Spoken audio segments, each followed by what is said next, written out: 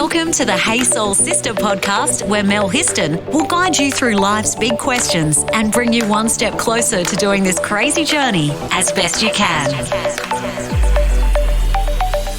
Hey Soul Sisters. So today I have two of my favourite podcast guests in here for the first time together because we want to talk about people pleasing, something that we're all, do I say guilty of?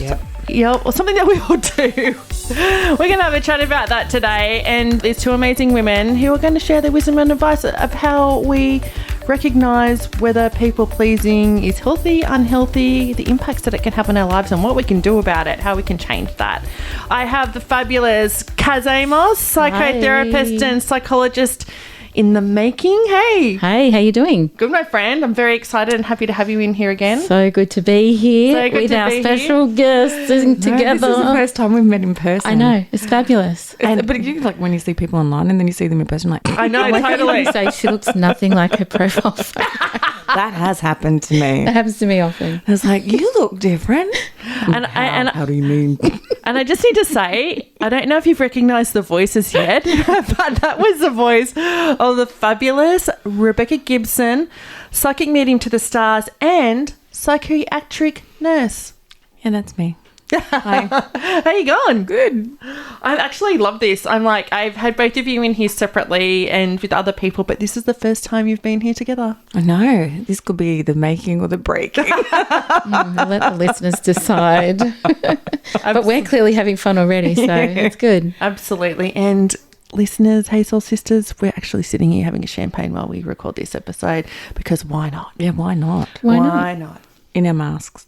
Absolutely. I'm not drinking my champagne through my mask though. Or a straw. Or a straw. Yeah. People pleasing, girls. It might not sound that bad. I mean, what's wrong with being really, really nice to people constantly? But people pleasing goes beyond just simple kindness. And I guess we would see, Kaz, through Got Your Back Sister, people pleasing to the extreme. Yes. To the point where, women are really harmed by it. Yes, and I think we would call it a different name, maybe like fawning, where it falls in the category of the things that you do when you've experienced trauma. So fight, flight, freeze, fawning, doing everything to avoid any type of conflict. And I guess that's it at its worst. People pleasing might be the way it starts, or what you learn when you're a child to keep the peace.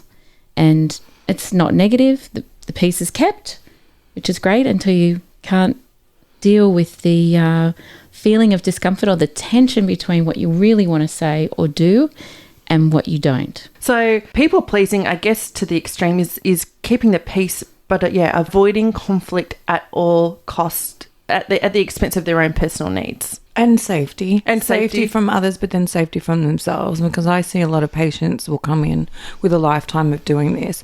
And then when it's still not working and they're still not getting validation for the things that they're doing for others and overstepping boundaries, then they turn on themselves and then they have self-harm, suicidal ideation, suicide attempts. Wow. Yeah, so it can escalate and it is very unhealthy. Yeah. So I know that especially in my younger years, I have absolutely been a people pleaser. It's something that I have been really conscious of as I get older. Do you girls find yourselves people pleasing? I realised it very early on when I first got married. I've always been a bit of like my daughter would call me a feisty fairy. Yeah. So I'm like the height of a fairy, but well, we talked about it earlier. I do get my Karen on every now and again. So I find my feistiness there. But when I first got married, I think I had an impression of what marriage is supposed to look like from my parents, my husband's parents, and part of that was not necessarily fawning, but definitely going with the flow to keep the peace. Yeah. And I think that my husband was probably doing the same thing for either of us not to really rock the boat. But I remember a time, I think I watched an Oprah, and that's where I first heard the term people pleasing. And I realised I had been doing that when I'm answering the phone to the 6 o'clock salesperson. Hi, have you got time? Mrs. Amos, we're ringing to sell you something.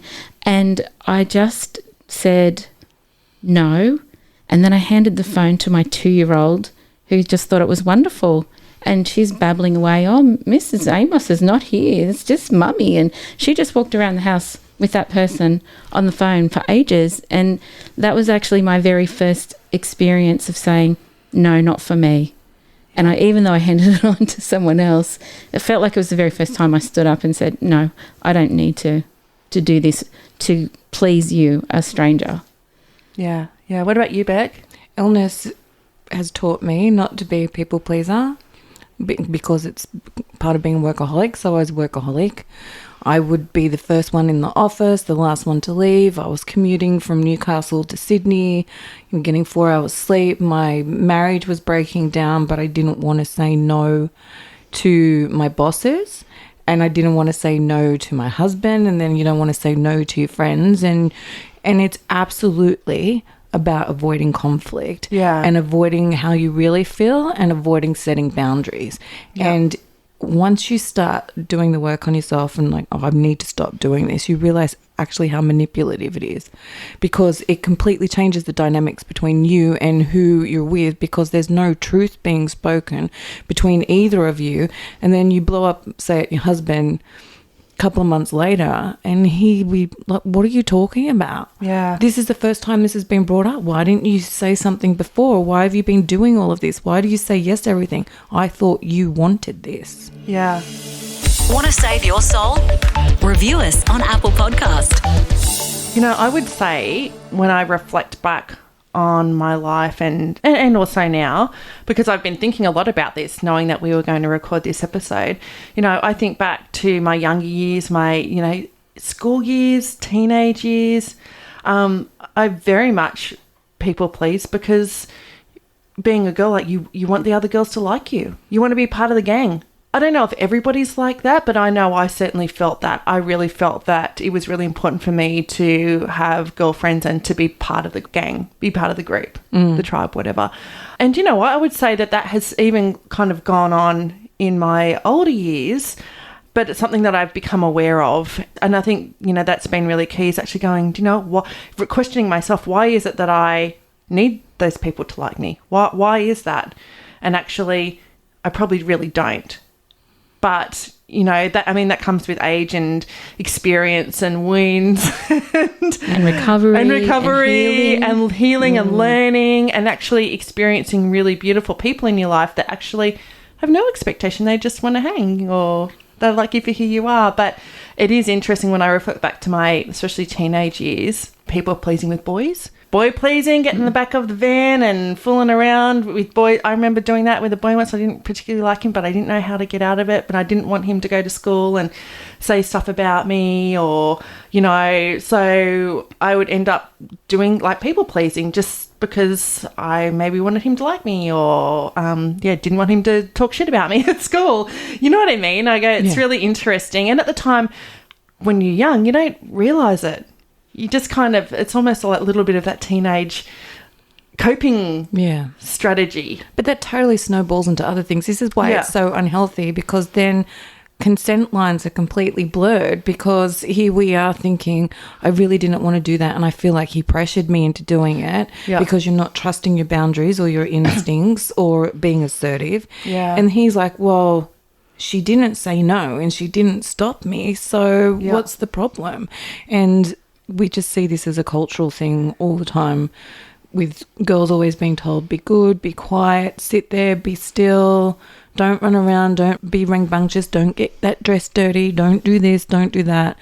And so we're groomed to be people pleasers right from the get-go. Yeah.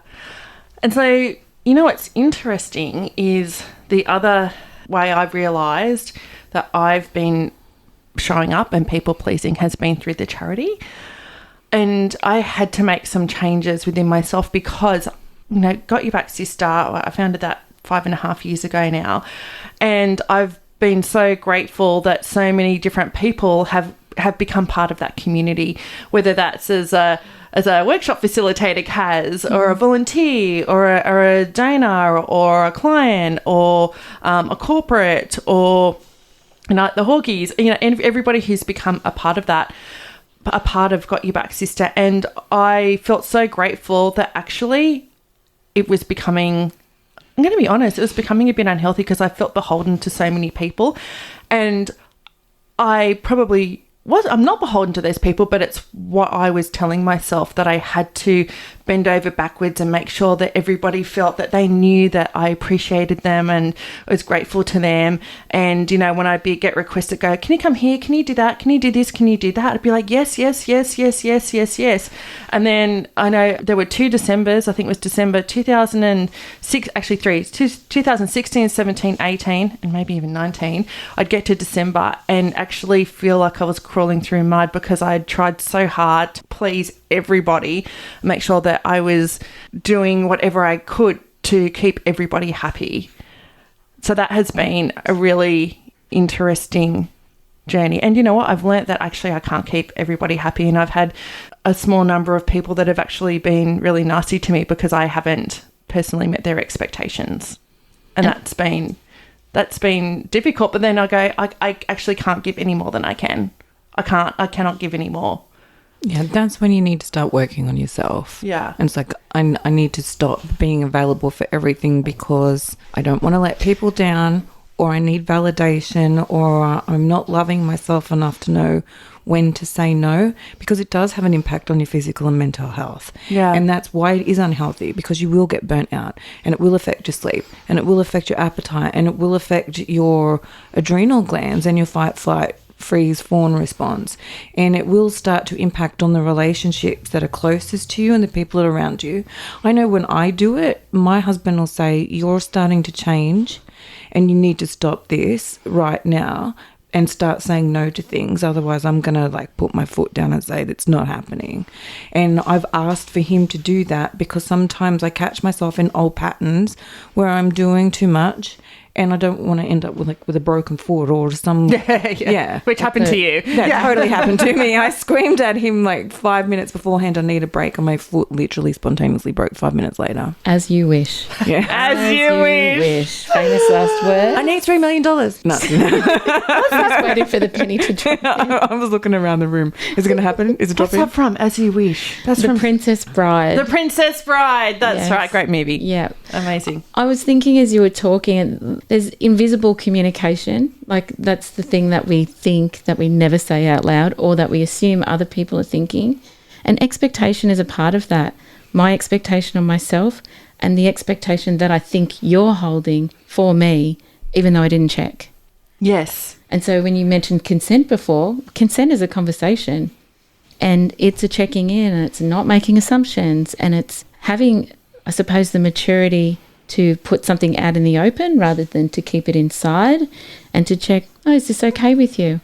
If it's not okay, then it's not okay. You can't make it okay. Yeah. But we try because we, in some part of us, want to make sure that people's expectations are not let down when we don't come back to our own expectations of ourselves and check in first. Yeah. Is this actually okay with me? Can I do this? Should I be doing this? Is this going to, add to my life or take from it? And it's always negative stuff that comes back at you when you ask yourself, I don't really want to be doing that, but they'll think I'm selfish, or they'll think that I'm lazy, or they'll think that I don't care, or they'll think that I'm a nasty feral face, or Maybe. A nasty feral face. I was going to say something else. I thought, no, it's not a nice word to say on a podcast. So a feral face. Yeah. But they'll think something negative of me, and because I don't love myself enough to not think that about me, then I'm just going to say yes, because I don't want them to think it, because I don't want to think it of myself either. Yeah. Let's get soulful on social media. Search the Sister Code Facebook page and follow us on Instagram. Why do we people please? I mean, you've touched on something there around going, well, we don't want people to think we're selfish. It's that fear, the fear of what others think. I was thinking fear. Yeah. I think we do it for fear of Yeah. the unknown. Oh, well, we know, brain-wise, neuroscience-wise, the brain goes really well on familiar. And if I believe that I know what's going to happen next, I'm safe and I'm okay. So I can predict that. If I take a risk in speaking my truth maybe, or being honest, saying no instead of yes, then I run the risk of facing the unknown, because I can't plan it, predict it. And I think that's something that gets a little confused when people go, oh, I don't want to be a people pleaser anymore. They don't have the way yet to clearly express what they really want to say, because in their mind it sounds like, no, Yeah. just not doing it anymore, because that's the nth degree that they got to. Yeah. Like illness striking you, and it's like, what the hell? But it needed to shock and stop. Yeah. But communication around telling my truth or speaking my honest self, when it's done in a way that we learn to do it so it's peaceful, it's not so scary. Yeah. And it's pleasing me. And if I'm okay, then I can make it okay as best I can. Yeah. Fear of rejection. Oh, yeah. That's such a big fear. I remember that fear as a little girl in the playground, the fear of rejection, the fear of being left out, playing a game or whatever, and playing hide and seek and people run off, all that stuff as a little kid. And you go, so you don't mean to, but you inadvertently become a people pleaser because I actually want to be, I don't want to be rejected. I want to be loved. I want to be loved. I want to feel like I've got friends who can help me to feel safe when I'm at school. A lot of people pleasing is trauma response to from childhood, where they've had ongoing neglect, either emotional, physical, or there's been some kind of ongoing abuse. And so if I just continue to please this person over and over again, maybe then the abuse or the neglect or the emotional abuse will stop. And then, like, a lot of us, when we're in those kind of atmospheres, become overachievers and workaholics, or some kind of other addiction comes into play because we need some kind of soothing that we can't get, but we still aren't able to know that it's our people pleasing and our lack of boundaries and our inability to be assertive and say how we truly feel is what needs work. We just keep thinking that it's all the external stuff around us that's just causing the problem. That validation from elsewhere. Yeah. Do you mean that whole pin-up board I used to have in front of my desk with all the thank you notes that everybody ever sent to me? Do you remember? Do you know that one? Yeah. It's like you're looking into my soul and knowing, because that was a realization. I was looking for external validation, so I just put it up in front of me. Every thank you note. Oh, you're wonderful. Oh, you're this, you're that. So I could see it every day at work. In a job that wasn't fulfilling. Yeah, because you're unable to dig in and find it within yourself. I was not in a place to do that. So, yeah, it's funny that the evidence of it was in something as simple as that. Yeah. And I was the only one who was interpreting it that way. This is why I'm all for emotional intelligence being taught in schools. Yes. So they know boundaries, how to be assertive without being passive-aggressive or being passive, which is very much a people-pleasing trait, to be passive. And for kids to know, say no. And you can say no assertively and lovingly without causing fracture between the relationship of who you're saying no to. You don't have to offend anybody by saying no. But, kids aren't taught communication skills like that. Yeah. Where the hell did we all lose our sense of worth, or not feel worthy enough, or love ourselves enough that we become so reliant on the opinion or the need for others to love us? When did that happen? Childhood, for sure. Oh, I even feel like historically for women, that's always been the case. Yeah. For like generations and hundreds and thousands of years, as considered as second-class citizens or servants or in the service of our male counterparts. Actually, you're right. I feel like that has been and it's embedded in religion. It's everything. Embedded. Yeah. And look, just for your weight, for example, it's one of the biggest industries ever, the weight loss industry. Yeah. And it's constant messaging for our whole lives. Mm-hmm. You need this tab. Remember tab? This is One calorie. Yeah. That was diet. You don't eat. We're not sponsoring. Take these Ford pills. They've got a stimulant in it that'll make you crazy, but hey, you'll be skinny. Like everything, you have to please society around you by being skinny. And I still find that fat phobia and that is still acceptable with people. And you'll find a lot of people when want to come out of their house, my body's not pleasing to the people around me. I can't go to the beach wearing that because my body doesn't please other people. So I want to please everybody. So I'm going to miss out on my fun just so I don't offend anybody else on this beach. Yeah. And it's just how it's marketed to all the time.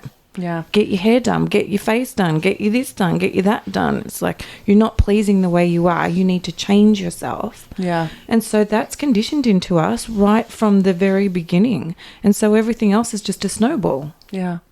And there's generations of it. Exactly. Generations of expectation of perfection on women and service on women. And then the flip side of that is that our men are then always strong, manly, muscular, because there's body stuff happening there too. Well, that's they their need to people use pleasing tools. too, They yeah. need to be mechanically. They need to be all these other things. So Yeah. there is another set of shame out there for men if Yeah. they're not pleasing in another way. And it's interesting. As I was leaving home to come here, I have 2 tradesmen at my house at the moment redoing the bathroom. And I said, so I'm going to record a podcast today. And he said, oh, what's the topic? And I said, well, we're talking about people pleasing. And he goes, yeah, that's me. I say yes to everything. And then the other guy looked at him. He goes, you do? I do too. Like, I never say no.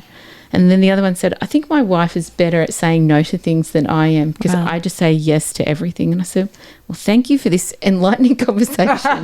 It's not good. just us. Yeah. There is like this invisible expectation of maybe perfection or getting it right, a lack of acceptability as we are, the not enoughness. Yeah. Yeah. Do you know what? I remember as a little girl being told things like, what will the neighbours think? Yep. If you say or do that, go and give Uncle so-and-so a kiss or that, or Auntie so-and-so a kiss and a hug, and you may not want to, but you're told you have to. Mm-hmm.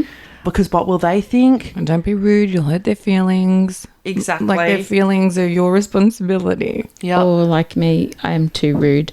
I'm rude. I'm just a bitch. That's, Really? Yeah, yeah.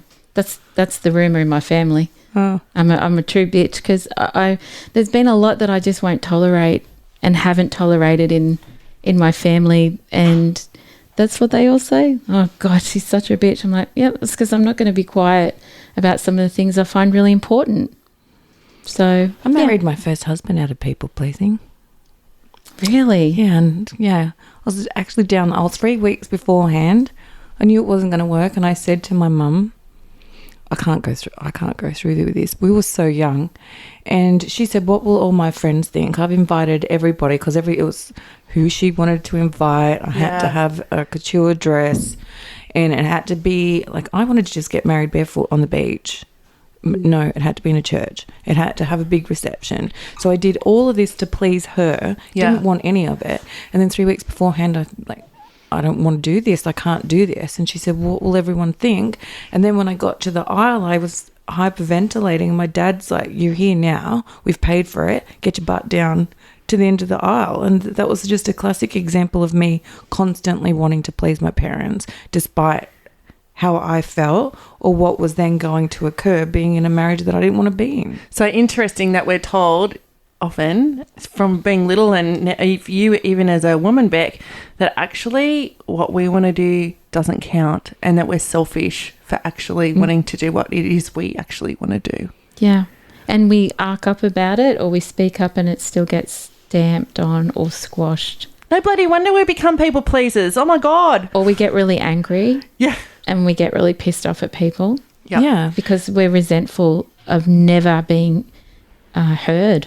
So, and that's one of the impacts, isn't it? Resentment and actually bitterness. That's right. That's what happened to all the Karens. Maybe we all got bitter and resentful, and Yeah. Yeah. And, talking about impacts, I suppose, again, that's something that we see at Got Your Back, Sister, and Beck, you probably have seen through your career, is we see women who become the ultimate people pleasers, and that they're trying to please an abuser, and it's never enough. And they end up, living with the wounds and the trauma of the abuse they've experienced, even though they have done their best to try and please that person, and it's never enough. That's a really important message to everyone that's listening. If it's not enough in the beginning, it's never going to be enough, and you need to walk away. Yeah. Because you need to start setting boundaries and being assertive with yourself first. I won't accept this behavior anymore. It's not going to change. I'm not going to listen to this. It will never happen again. Or here's a bunch of flowers and here's this expensive bracelet and I'm so sorry. I just love you so much, and all the tears, and you've never seen them cry before, and then it happens again, and you're not speaking up. You're not setting a boundary there. You're not saying this is not okay. And so you're actually teaching them that it's okay to treat you that way. It's okay to abuse you. It's okay to neglect you. It's okay to hit you, because you're not saying anything. So that's why first hit, first sign of abuse, everybody should leave. Nobody should wait around. I can change him. So this is another example of people pleasing. He'll change for me. He loves me enough that he'll change. I'll just keep pleasing him, and then one day he'll see how good I am for him. He'll see that he's a better person because of me, because they're not able to validate themselves in the beginning. And that's why you end up in those relationships in the first place, because you don't have enough self-love and you don't have enough self-validation and you're unable to connect into self. And so you need it from another person. And it's never a healthy way to be. Want to fill your soul with more? Go to thesistercode.com. So what do we do? How do we actually take steps to stop people pleasing? Books, Yeah, podcasts, read, listen to this, learn. having conversations with people that have gotten out of those relationships. And if you're able to, you can go to your GP. You can get 12 sessions, I think it is, for free through Medicare with psychology. You can get counselling. There are places like your charity, Got Your Back Sister. There are places that you can reach out. Or if you find that it's just something mild that you catch yourself doing and you're heading into burnout a lot, then that's when you need to start going within, using things like meditation or courses. There are courses around. I've done courses on assertiveness and saying no. There are lots of coaches out there that will talk about boundaries and assertiveness and stopping people pleasing and how to go about doing that. But you have to actively seek out where you're going to help. It's not just going to come knocking at your door. Yeah. And I think being aware, actually having some self-awareness. I was just going to say, I think the first thing is listening to your own self. When you first heard that voice that said, I'm not okay with walking down the aisle, that probably wasn't the first time you heard it. It might have been the first time you acknowledged it, but you felt it before that. So our body's always giving us signs and signals that things are not okay inside, and maybe we just tell it to be quiet, or we notice a sick feeling in our stomach, and that sick feeling is stress, because something is stressing me because it's not in line with where I want to be or who I want to be with. Listen to that, pay attention to that, and be curious about that. Where does it come from? How can I understand myself better? My people-pleasing Bible is Untamed, the Glennon Doyle book. And I carry it with me everywhere I go. I read passages from it to people, because people-pleasing is the most common problem that comes into my counselling practice. Somebody's there and said, I feel like now because I've done this, I've got to keep doing it. How do I undo it? And the undoing is in listening to self first and making a note of that. What does that feel like and sound like? And what are my triggers and signals that highlight to me, this is not right? And you said boundaries so many times. It's absolutely where you start. Oh, yeah. Where am I okay and where am I not okay? Yeah. A very simple way to tune into boundaries. I think you also have to tune in, is my identity attached to this behaviour? Absolutely. Yeah, nice You know how the point. people who are like, Yes. I help everybody, they'll push past and want to help you. Even if you say, no, that's okay, they won't get the message. And they'll be phoning you all the time or sending you inappropriate text messages at goodness knows what hour. Or Okay, sometimes I Facebook message you at 1 a.m. because I yeah, think but you you're know awake. that I'm you don't count, shush. My phone's on silent between. That was mine, but because I Yeah. shift work and she's awake, she's like, are you awake? And I'm like, yeah, I'm at work. I usually get the 5 a.m. one. Yeah, but there are some people where their identity is attached to that. I help everybody.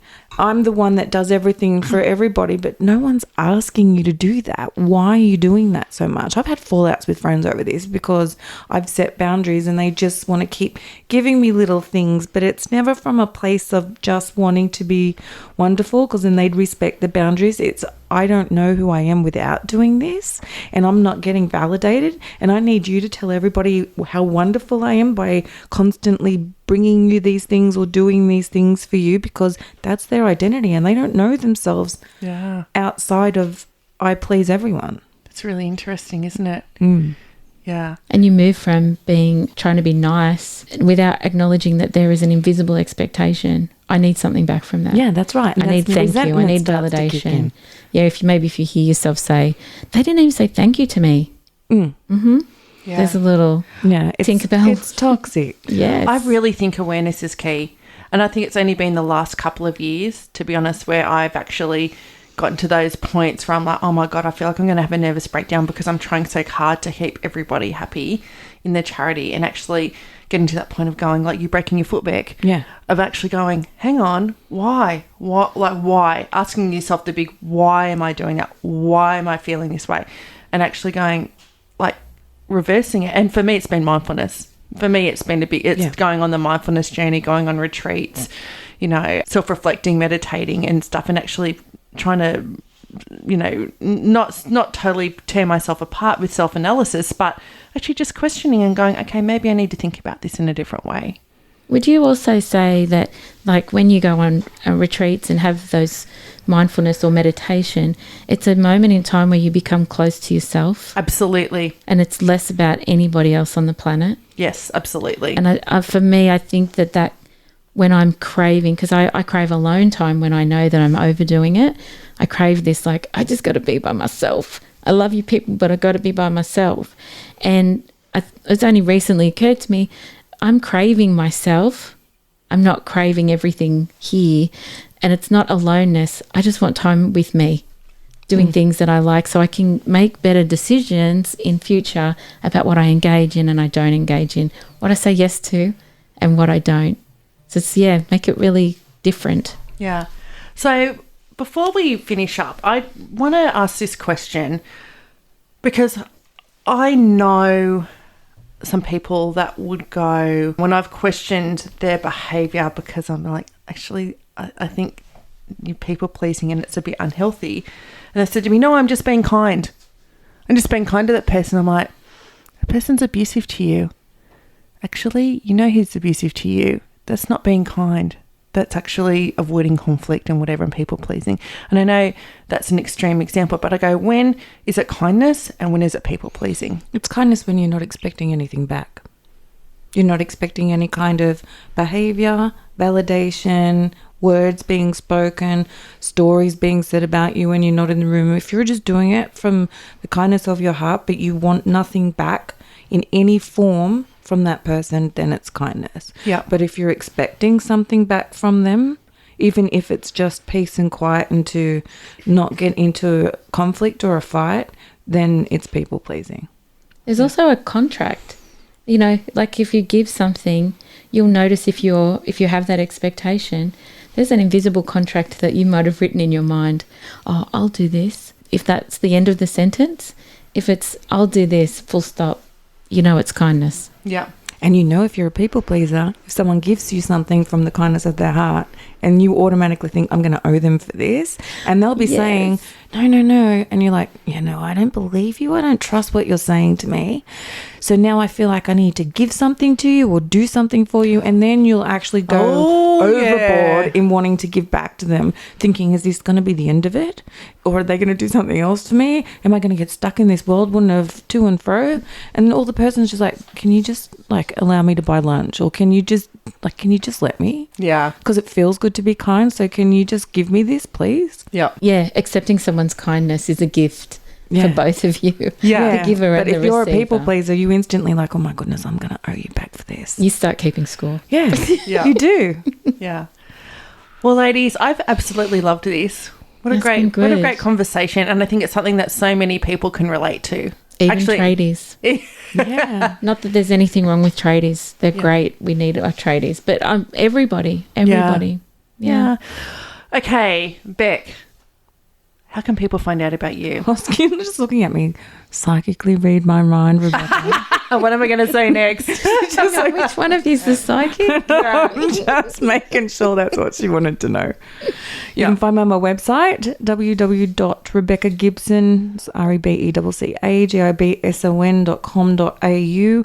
Facebook, it's Rebecca Gibson, Psychic Medium, Spiritual Strategist. It's the same on Instagram. I'm on LinkedIn, but I never use it. I don't either. No, you don't find me hanging out. That's I don't too get it. serious. It's too much business. I feel like I need to wear a suit just It's to too look at the side. salesy. So totally. And what about you, Kaz? Well, everything for me is kazamos.com.au, which is all of the names now that my counselling practice is gone. Oh, But psychologist in the making will do. absolutely, my It is friend. exciting. I love it. And I'm going to close off with a quote from Glennon Doyle, Yay, author of Glennon. Untamed. I love this. Who is the people pleaser to free thinker, as she calls herself. She says, when a woman finally learns that pleasing the world is impossible, she becomes free to learn how to please herself. I just want to give her an amen. Amen, Glennon. Thank you so much, Soul Sisters. Thanks for having us, Mel. Thank you so much. And I really hope that all you Soul Sisters out there who are listening have totally enjoyed this episode because I've loved it. Yay! Bye. Thanks for listening to Hey Soul Sister with Mel Histon. What would help you on your crazy life journey? Email Melissa at thesistercode.com.